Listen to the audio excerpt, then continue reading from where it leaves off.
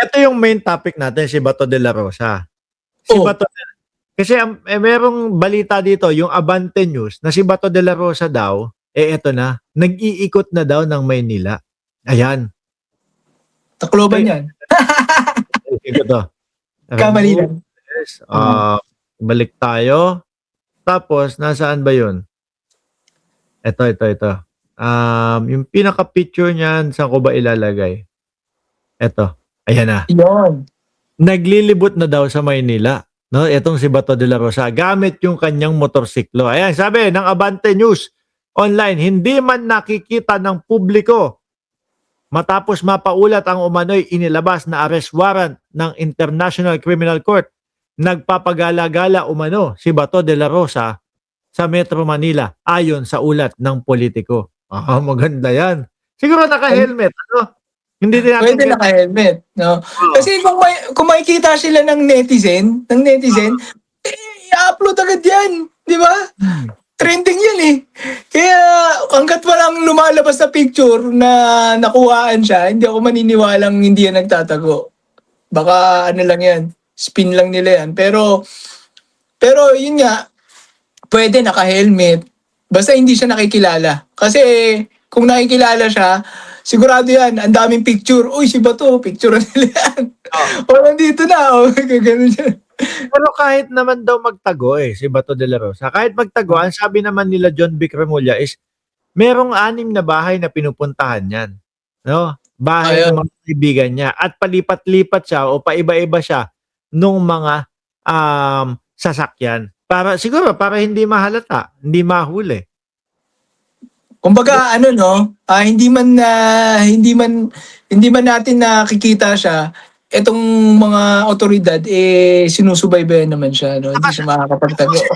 Ako kasi ever since simula nung bumuka yung bibig ni Ombudsman Remulla na may warrant to para si Bato de la Rosa, isa lang ang pinaniwalaan ko na talaga doon, may warrant to pares talaga si Bato. No?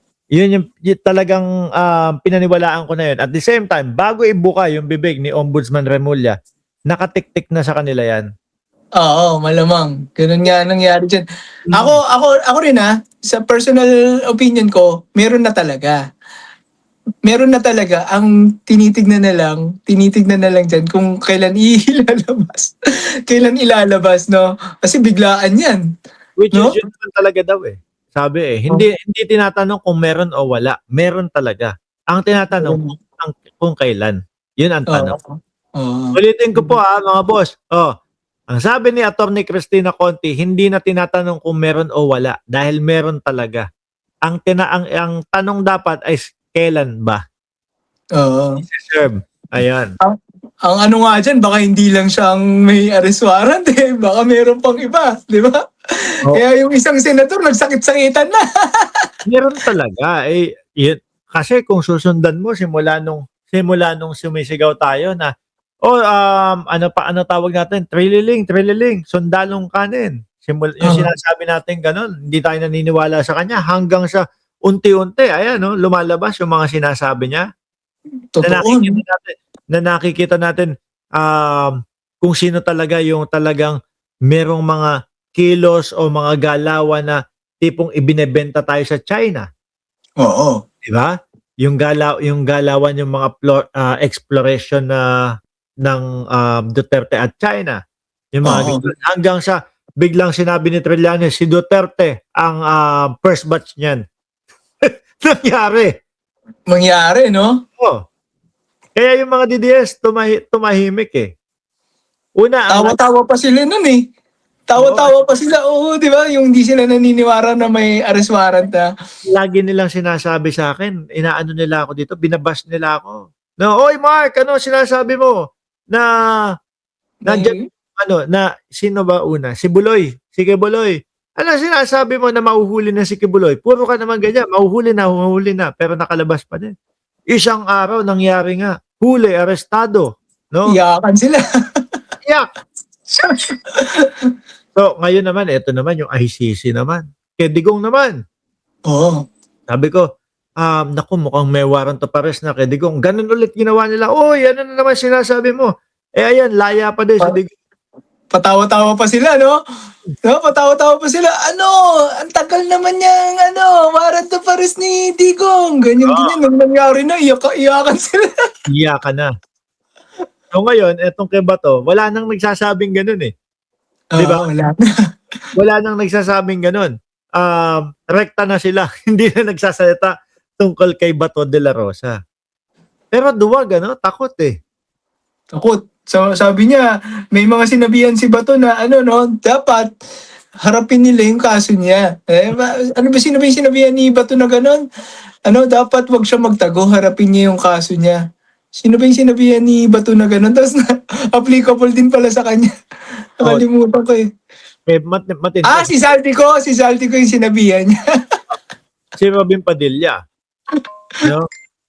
Ang suggestion ni Robin Padilla, wag kumbaga hayaang ang pulis ang gumawa ng trabaho nila.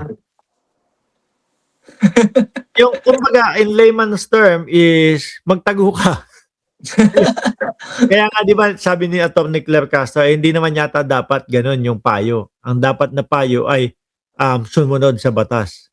Oo, tama. Pero ang hirap ng sitwasyon ni Bato de la Rosa eh.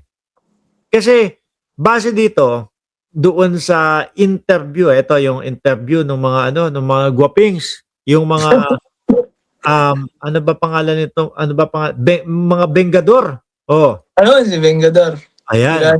Sabi sa inyo, Mick Madi. Sabi sa inyo, Ito yung mga, sino ba nagpauso ng Mick Madi? Sino yun eh? Nyak-nyak ka ng nyak-nyak! Oo. Hindi kasi, ewan ko, wala akong ibang naringgan nun eh. Kasi, nagbablog ako, tapos narinig ko si Bato de la Rosa. So, siguro, parang, alam ko sa akin nag-umpisa yun eh, no? Pero yun nga, no? Etong video na to, oy mga boss, hindi naman tayo sisitahin yung mga yan, no? Pahiram ng video nyo ha, Bengador. Kasi talagang, natin yan. si Trillanes at may sinasabi, walang kawala si Bato, no? Kumaliwaman o kumanan, nawala yata si kumaliwaman o kumanan si Bato de la Rosa, walang pupuntahan. No, pakinggan ho natin mga bossing, tsaka tayo mag-reaction lahat. Kala ko ba, sabi sa inyo, Mick Madi. Si Niolo, no? Isa sa isa sa host ng Birahan PH. Sabi sa inyo, Como Mr. Trillanes, ICC ka ng ICC. Sige, mag-nak-nak ka ng nak-nak. Sumama ka pa magpusas. Mick Madi. Mick Mardi. Sarap ng tawa na nila dun.